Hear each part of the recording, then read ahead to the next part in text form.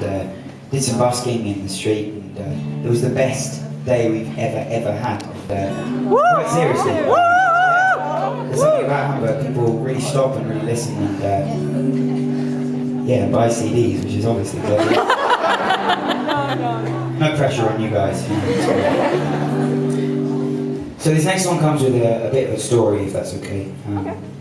Okay. good to agree on these things. I've spent a lot of time in Australia over the last few years, and I was playing a festival called Woodford, kind of in the middle of nowhere, and at the last minute my accommodation fell through, and I ended up staying with a friend of a friend's dad in the middle of nowhere, and I'd never met them before, and stupidly a few days before I went off to this festival I watched a movie called Wolf Creek. Has anybody ever seen that film? This guy knows what I'm talking about. So, for those of you who haven't seen it, it's the most fucking terrifying film. And it's about a guy in Australia that stabs English backpackers. Good timing. So I rocked up on my own to this house, and this crooked old Australian guy comes out. I was expecting to live for an hour. But actually, he was a really, really sweet guy, and I stayed with him for a couple of days. He was quite eccentric, and to say the least. He told me this story that he'd been collecting bullets, which didn't really make me feel much better. Okay, bullets on people's heads, or just bullets in there. But yeah, he'd been collecting bullets since he was 8 or 9 years old, since he was a little kid. And he built this massive chest of drawers, and he kept this selection of bullets in there, and it was kind of like a bullet museum for anybody who likes that kind of thing. He told me that his house got broken into a couple of years ago, and they took jewellery and computers and all that kind of stuff, but they also took most of these bullets, which I found to be really sad because, something so meaningful and personal to him. He was saying that, it's not like they can go and sell them on eBay. There's not really a massive market for used bullets. So he said that they probably just ended up throwing them away, which I found really, really depressing. And so being a sensitive singer-songwriter,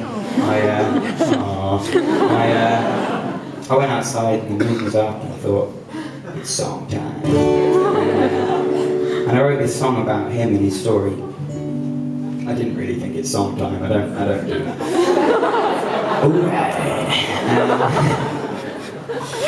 And I went off to play this festival for a couple of days, and I came back and I had one more night staying with him. Not like that, just staying with him. And I was kind of unsure whether to play him this song or not. I wanted him to know that I'd really taken his story to heart. So I thought I may as well, as I'd probably never see him again. Or my family, for that matter. So I thought, fuck it. So I said, look, I've written this song, I'd love you to hear it. I closed my eyes and I got really into it, and I played the song. Halfway through, I realised I had no idea what I was going to find when I opened my eyes again. Whether he was going to be there with a sword, or maybe without any clothes on. He was quite an odd guy. I didn't really know what to expect, but in reality, I opened my eyes, and at some point throughout the song, he just walked off and into another room, which is, I guess, what happens when you write songs for crazy people. But listen, the song is only half as long as the story. You'll be pleased to know. And listen, as you're so wonderful and quiet, I might play it without amplification, if that's okay. You guys okay with that? Yes. Definitely? That was a bit like... No.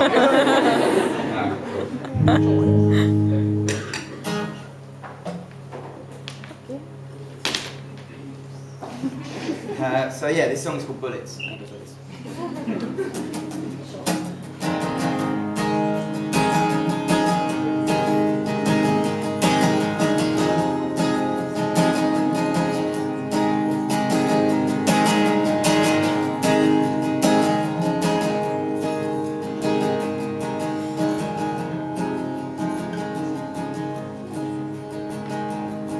Oh, where he's been collecting since the age of 9. Every shiny bullet that he could find. Built himself a house with wooden floors. Put the shiny bullets in a chest of drawers. Well, his wife's long gone, the kids are grown. The trees, they fall down on their own. Memories fade like an old slideshow, but the bullets still shine like coins in the snow. And one day he took himself into town, and the man with the truck when it came around. He took the television and the gun from the wall, and almost every bullet from the chest of drawers.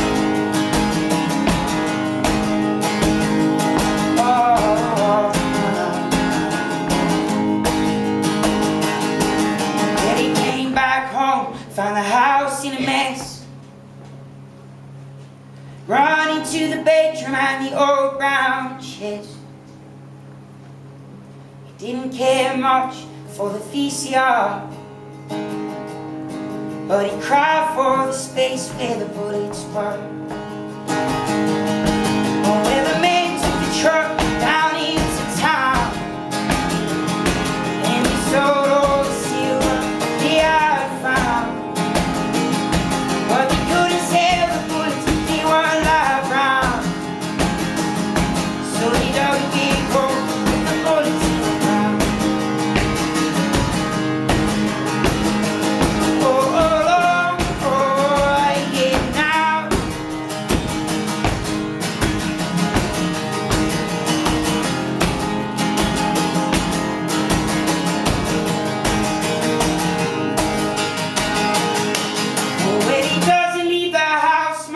Anymore, 'cause the men are gonna come like they did before. You know, hold on to the 3 or 4 bullets that they left in the chest of drawers. Bullets that they left in the chest of drawers. Thank you so much.